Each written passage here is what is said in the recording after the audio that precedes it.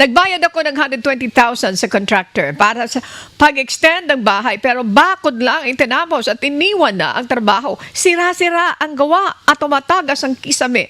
Nag-usap na kami sa Lupon at may certificate to file action o CFA na ako dahil puro lang siya paawa at nagdadaylan na nasa ospital kahit hindi naman totoo. Attorney, dudulog ko lang po ang problema ko sa contractor. Ano po ba ang pinaka magandang kaso sa kanya at pwede po ba ito sa small claims court para hindi na kailangan ng abogado? Arky, pakinggan mo ang legal advice ni Attorney Vincent Foltalaw. Thank you po.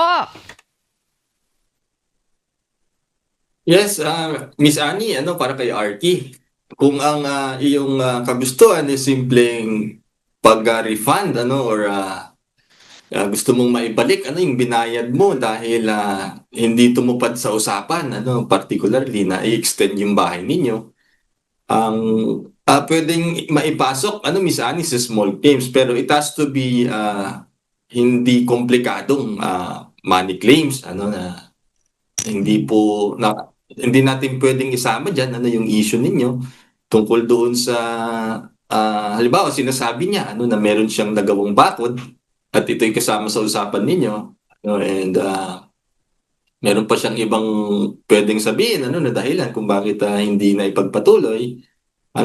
Kung magiging komplikado yung sitwasyon, in other words, Miss Annie, at hindi ito magiging simpleng money claims lang, merong dispute regarding doon sa kalidad ng kanyang binigay na serbisyo, kaya may sasabihin niya na meron lang siyang breach of contract, ito'y hindi pwedeng maituring na pwedeng isama sa small claims court, kasi magiging regular civil action 'yan.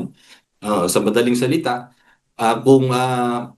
kung yan hindi simpleng pag-refund lamang ang inyong kahilingan, hingan niyo din ng mga danyos, o kaya may ibang issue kayong pag-uusapan sa korte, kailangan niyo pong magsampa ng regular na kasong sibil laban po doon sa nangontrata ng inyong pinagawang bahay, Isani. Okay.